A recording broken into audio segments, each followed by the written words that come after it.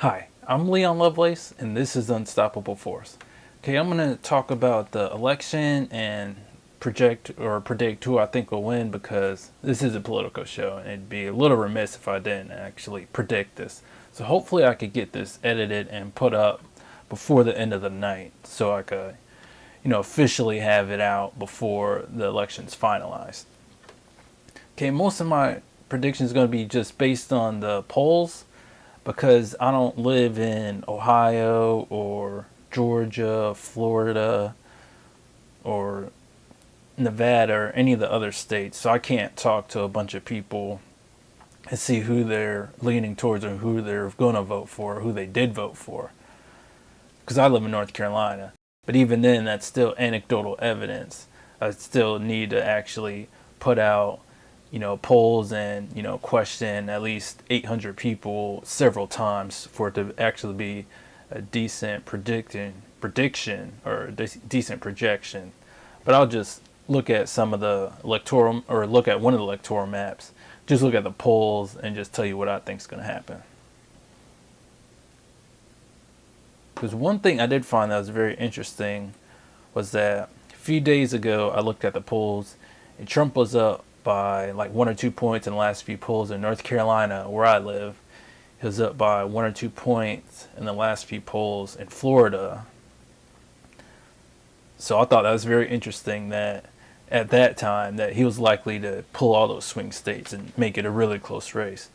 But when I was looking at the polls just a few minutes ago, the latest polls have Clinton up by 1 or 2 points in Florida and in North Carolina. So I just thought that was very interesting to see just in a couple of days, where I thought that it was going to be really close, that all of a sudden it's swinging towards Hillary. So maybe that's just showing that both of these politicians are just really unliked. Nobody likes them all that much, so it's easy for a lot of the just general election voters to just be swayed one way or the other, or back to the other candidate because they just don't like these candidates that much. Then also, what I also saw that was interesting was that in New Hampshire, he was up by like 4 or 5 points a few days ago. I was like, oh boy, that's pretty interesting. But just the last few polls, when one he's tied, that poll is from Friday. And then a couple polls from yesterday, Clinton, she's back up. She's up by 11 points in one of the polls and 1 point in another poll. So that's a pretty big swing in one day, that he goes from tied to her being up by 11 points in one poll. So that's just really interesting that I saw.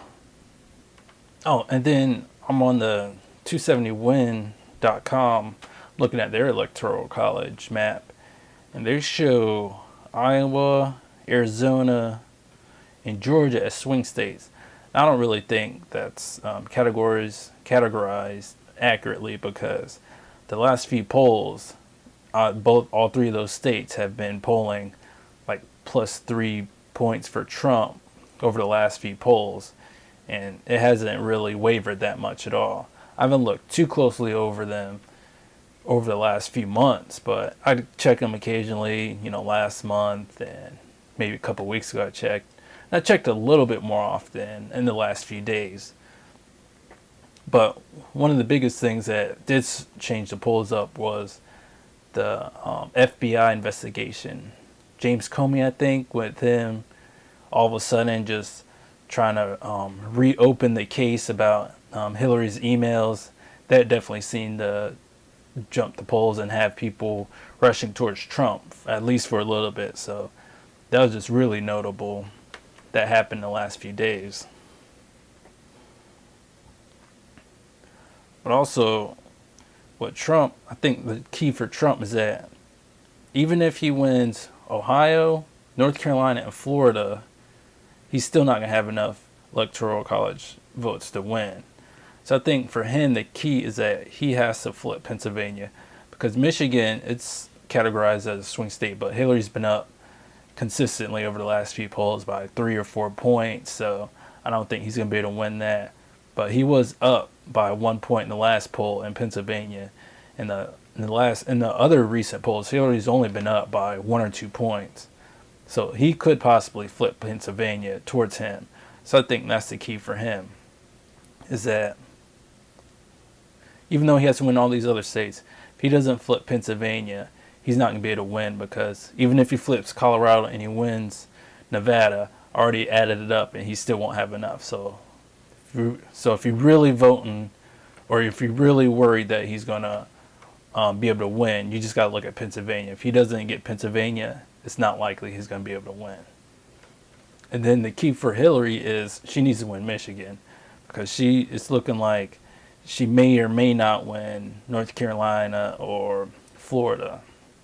But those are really close, so they could still lean towards her. But one of the states that she has to win is Michigan. It's at a good amount of electoral college votes. She's up by a few points, so she has to win that. And if she wins Michigan, it's pretty difficult for Trump to overcome that, because he has to flip Pennsylvania. So the keys for Hillary is Michigan and Pennsylvania. If she wins those two states, it's pretty much over. Trump can't do it. He won't be able to gather enough of the electoral college votes. And then another key state would be Florida. If she wins Florida, I think it's pretty much a wrap that she's going to win it. So mostly I'm looking at Michigan. If she wins Michigan, it's a pretty good conclusive chance that she's going to win it. So I'd say that Hillary Clinton has about a 60% chance of winning to Trump's 38%.